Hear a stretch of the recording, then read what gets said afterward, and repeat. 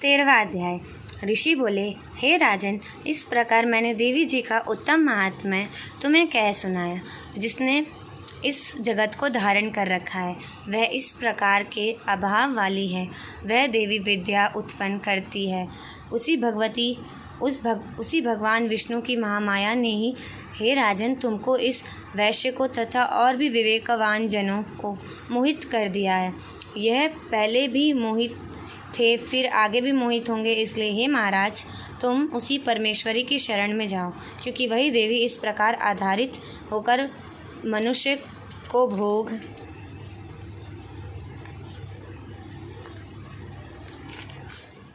स्वर्ग एवं मोक्ष आदि प्रदान किया करती है। मार्कंडेय जी बोले, इस प्रकार ऋषि के वचन सुनकर उस राजा सूरत ने प्रशस्त व्रतों का पालन करने वाले महाभाग मेधा महर्षि जी को प्रणाम किया। वह राजा, जो ममतादायक राज्य के छिन जाने पर बहुत ही खिन्न हो चुका था, तुरंत ही तप करने चला गया। हे महामुनि, यह वैश्य भी तप करने चला गया।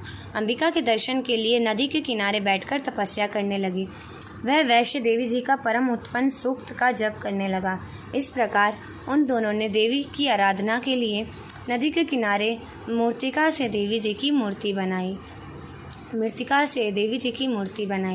फिर पुष्प, दीप, धूप, हवन, तर्पण आदि से धीरे धीरे आहार थोड़ा करते हुए निराहार होकर एकाग्रता से देवी जी में मन लगाकर एक चित्त होकर के देवी जी की आराधना करने लगे। उन दोनों ने महाबली प्रदान के समय अपने अंगों के रुधिर का पोषण किया।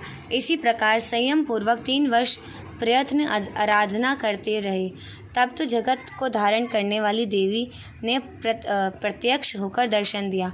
तब राजा ने चंडिका देवी से बोले, हे राजन, चंडिका देवी जी बोली, हे राजन, हे कुलनंदन, तुम दोनों जिस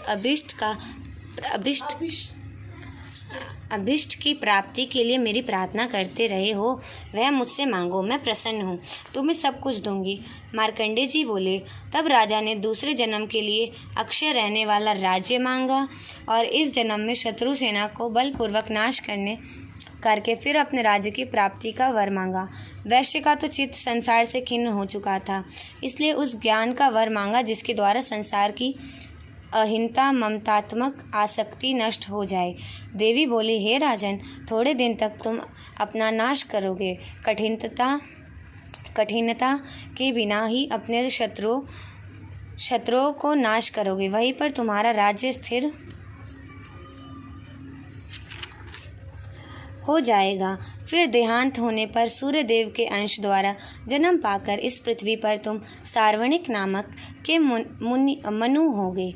हे श्रेष्ठ वैश्य, तुमने जो वर मांगा है मैं उसी वर को देती हूँ। मोक्ष प्राप्ति के लिए तुम्हें उस ज्ञान की प्राप्ति होगी।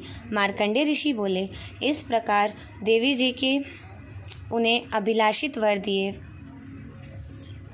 फिर उन दोनों की भक्ति पूर्वक की हुई स्तुति से प्रसन्न होकर देवी तत्काल ही अंतर्ध्यान हो गई। इस प्रकार वह क्षत्रिय श्रेष्ठ सूरत देवी से वर पाकर फिर सूर्य से उत्पन्न होकर सार्वणी नामक मनु हुआ। इति 13वां अध्याय समाप्त।